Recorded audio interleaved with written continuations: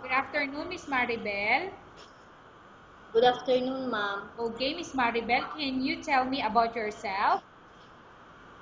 I am Maribel Ilisan. I am 40 years old. I am single. I came from Baruan, Marbel, Coronadal City.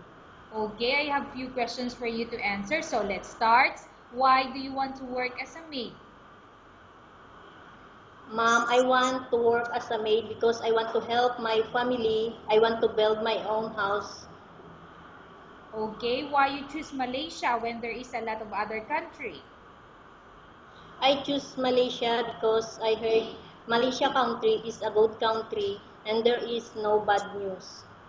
Okay, how are you qualified for this job? Very much qualified, ma'am.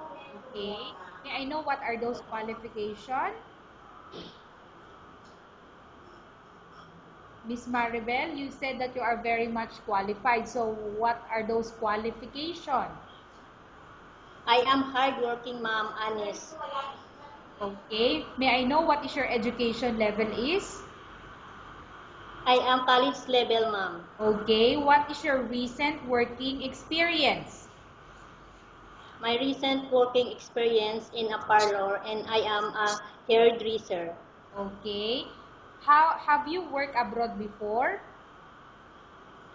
I was work abroad in Kuwait for 2 years with one employer in 1998 to 2000 and in Singapore 2 years and one employer 2001 to 2003 and Sharjah 2 years with one employer 2004 to 2006.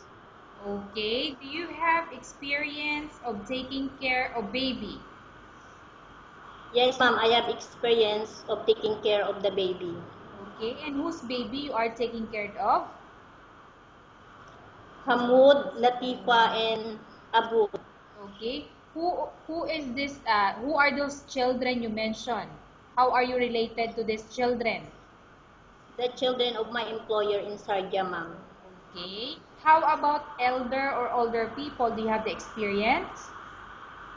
Not yet, ma'am. But are you willing to take care? Yes, ma'am, I'm willing to take care of the elder. Okay. By the way, Miss Maribel, I would like to ask with you, when you were in Kuwait, only 2 years, right? Finished contract. Yes, ma'am. Also in Singapore and Sharjah, 2 years only.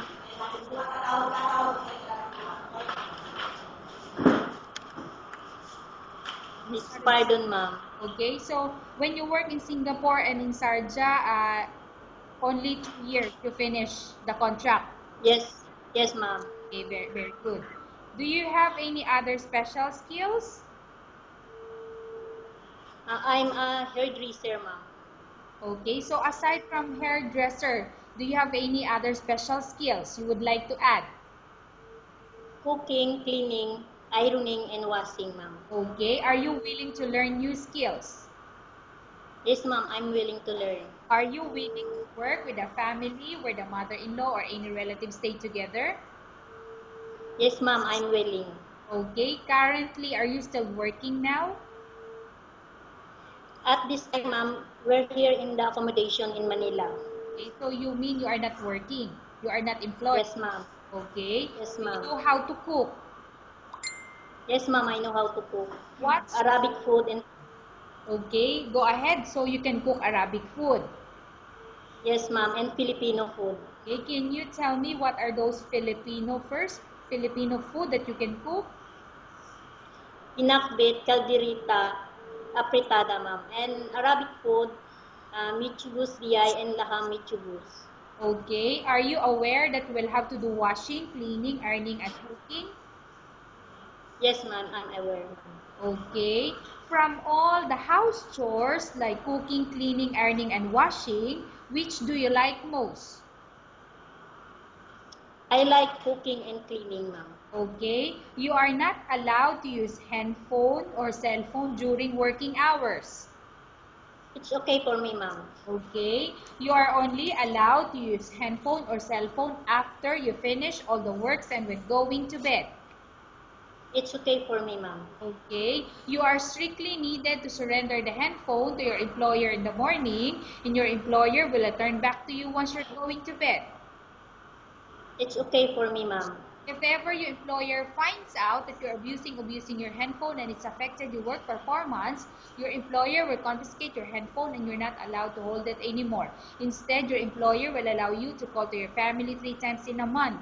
You're only allowed to bring normal phone and you're not allowed to bring smartphone. Are you agreed for the terms and condition? Yes, ma'am, I agree, ma'am. Are you It's okay agreed for for me. the rules and regulation for the handphone? Yes, ma'am, I agree. How many years is the contract as you agreed and understand? 2 years contract, ma'am. Okay, can you describe for me your ethics or your attitude? I am hardworking, honest, ma'am. Okay, how can you assure to us that you will work hard in Malaysia? Mrs. I will Yes, go ahead. How can you assure to us that you will work hard in Malaysia? I will work all what my employer wants me to do. Okay. I will follow my employer. Can you promise not to use the telephone without the permission of your employer? Yes, ma'am, I promise, ma'am. Can you promise not to put on makeup but to dress properly while work?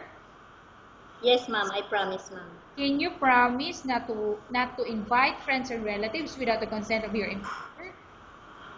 Yes, ma'am, I promise, ma'am. Can you promise not to ask for advance salary from your employer under any circumstances? Yes, ma'am, I promise, ma'am. Do you really understand of the rules and regulation of the agency? Yes, ma'am, I really understand, ma'am. Do you pay any placement fee for you to come to Malaysia to work as a maid? No, ma'am, I will not pay any Placement fee, okay? placement fee, ma'am. Okay, do you have any history of sickness, example breast cancer or any other illness? No, ma'am, none. Do you suffer from any skin diseases, allergy or physical defect? None, ma'am. Have you suffered from any serious illness? None, ma'am. Do you smoke? No, ma'am, none. Do you have any tattoo in your body? No, ma'am, I have no tattoo.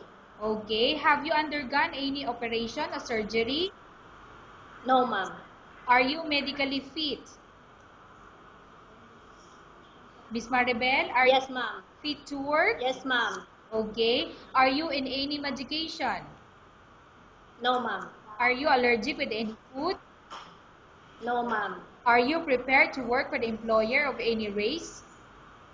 Yes, ma'am, I'm prepared, ma'am. Okay, are you prepared to eat the type of food taken by your employer? Yes, ma'am. Are you afraid of being left alone in the house? I'm not afraid, ma'am. Okay, are you afraid of dogs or other pets? I'm not afraid those pits, ma'am. Okay, can you promise to work according to instruction from your employer? Yes, ma'am, I promise, ma'am. Do you have any immediate family? Please pardon, ma'am. Okay, Miss Maribel, do you have any immediate family working in Malaysia? No, ma'am. Okay, Miss Maribel, we have finished our question section. Let's go to case study. I have a case study for you and I want you to answer me truthfully. Upon arrival Yes. in Malaysia within 6 months, if ever any of your family members pass away, what will you do? Will you continue to work till finish your contract or you will go back? It depends to my employer, ma'am, if she want me to allow to go back in the Philippines. But if my employer don't want me to go back in the Philippines, it's okay for me, ma'am. And you will still finish your contract? Yes, ma'am, I will finish my contract. Okay, tell us about yourself and why do you want to work in Malaysia as domestic helper? I am hardworking, honest, and I'm willing to work to my employer, and I will never give them a problem. Okay, Miss Maribel, what do you want to tell to your employer who watching your video? To my employer, I wanted to tell them I am hardworking, honest, trustworthy. Okay, thank you very much, Ms. Maribel. We will update to your agency if there's any selection made by the employer. Yes, ma'am. Thank you, ma'am.